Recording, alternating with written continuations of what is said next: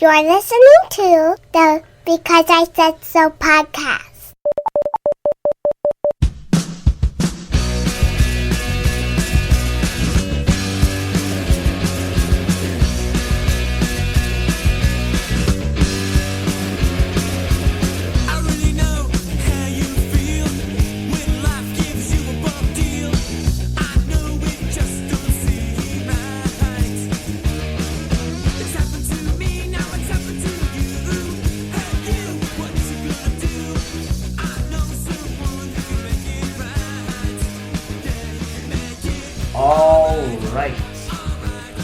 Welcome to this, I lost track of how many episodes we've done of the Because I Said So podcast, because it's been so long since we've actually been in front of the computer with a microphone. So much has gone on.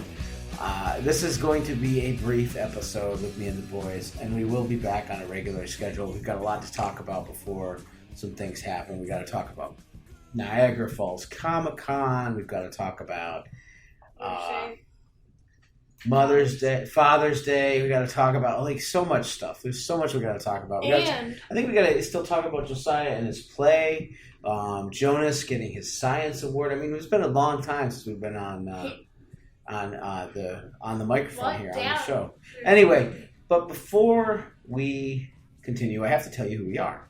Welcome to the Because I Said So podcast. It's a father and sons podcast.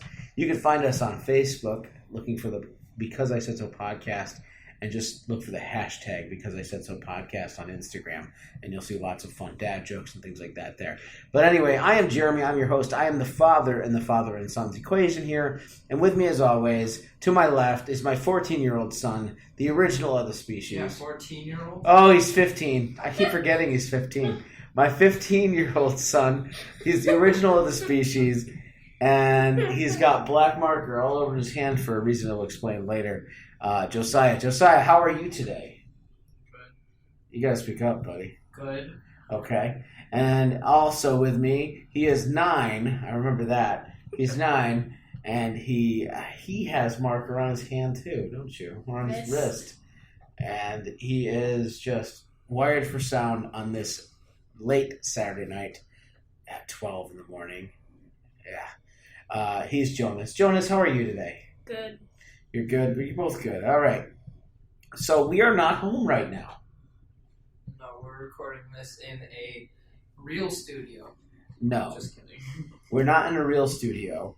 We are in a hotel room, an undisclosed hotel room in Columbus, Ohio. What the heck? They're not even going to know. We're releasing this on Monday morning. Yeah. So we're in room 617 at the Doubletree Inn in Columbus, Ohio. Oh man. In Columbus, Ohio. That's right. We're in Central Ohio. It's a 6-hour ride in the car from my place, and that was my phone telling me something. Anyway, from our house, 6-hour drive, but it took us about 7 hours with stops. And we are in Columbus. And why are we in Columbus? We just came from Columbus. We just felt like coming.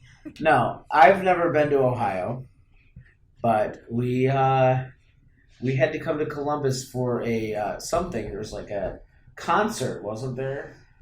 No, only 21 Pilots' last concert of their album cycle. Right. Now, why is Columbus important to 21 Pilots? It's their hometown. Yeah, it's their hometown. It is their hometown. And so back in March, or end of March, early April, because April 1st is when I bought the tickets.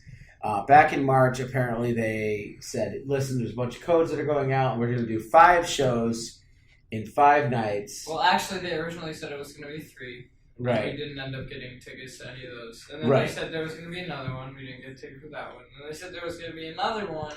Then we got a ticket to that one. Yes. So it ended up being 5 shows total, right?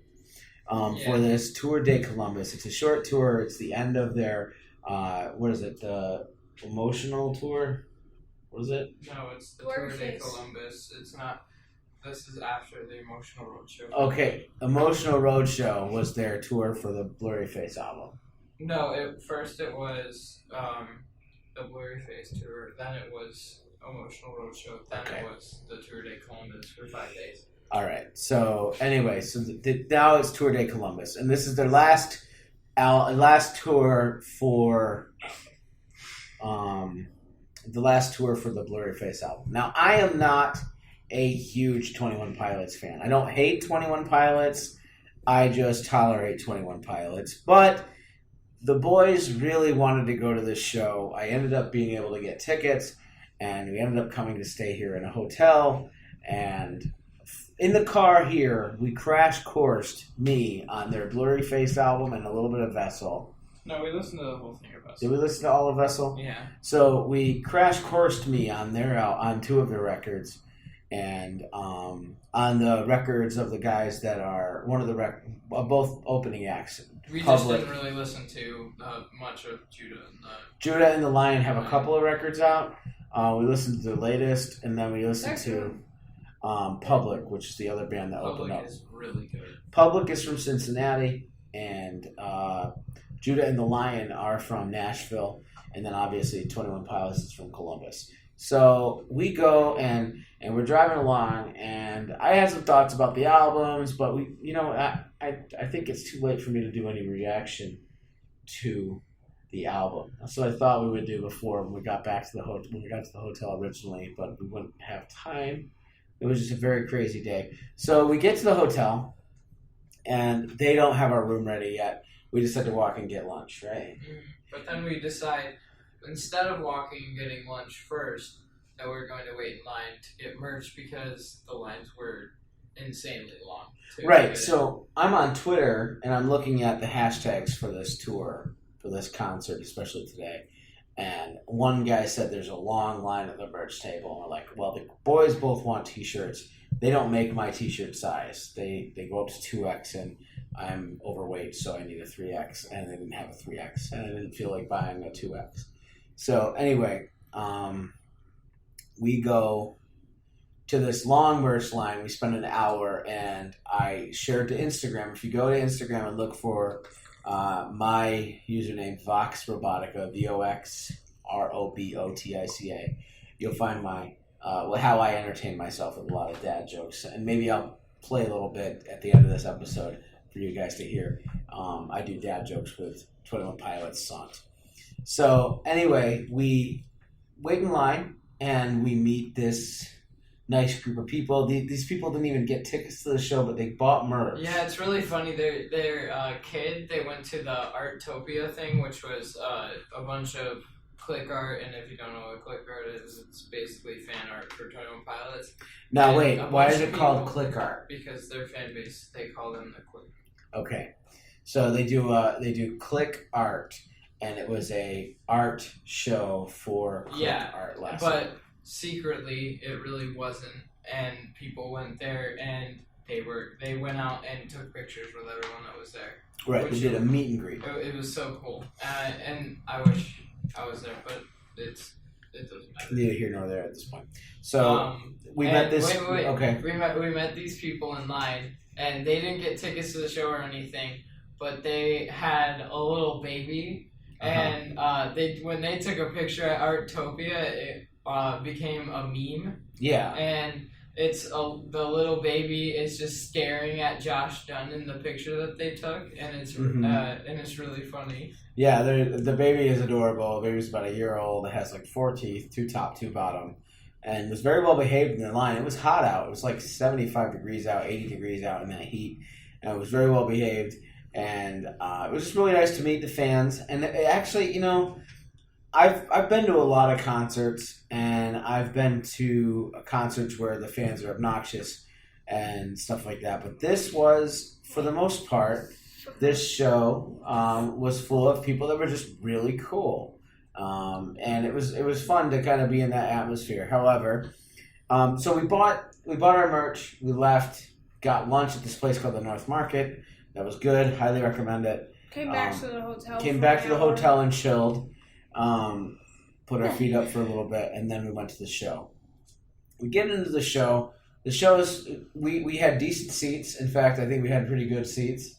We could see everything. We were not on the floor, but we could see everything. And then, unfortunately, at the end of our aisle, is someone I'm going to call drunk and obnoxious. DNO for short. Dino. Dino is already 2 drinks in by the time we get there. And we're talking and, getting along pretty nice. And then he insists on going to buy us sodas. Yeah. And, now, for all I know, this guy was just trying to be nice. Okay? Just trying to be nice. However, I know, and I've told my children, and I know for myself, I don't accept food from strangers. And in radio speak, you don't expect or accept listener food because you don't know what people are going to put in them.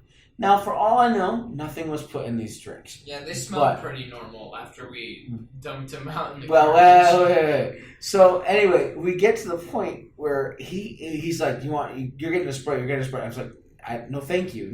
I'm being polite. Yeah. And the dude insists on bringing us 3 large Sprites that must have cost him, between the 3 of us, a good $25. Yeah. Because they're expensive. And I feel bad for doing this, but I don't feel too bad. Anyway, I'm burying the lead. So, we get through the opening act. The opening act is Public. And Public is a band from Cincinnati, who I already mentioned. They were cool. And they were really neat. And they even said, after the show, you can come out and meet us. And I thought after they played, it would be like between acts that they would be out there. But no, they were outside after the show. And we bought their EP for each of you guys. And they signed it and we got a picture. I'll show that picture on our page a little bit later. And then, so Public was really good. They did a cover of Toxic by Britney Spears because they're a new band and nobody knows their songs. So they played one song. Didn't they do No, they played like 3 songs off their EP, and then they played Toxic. Right, and that was cool. There's a 3-man band.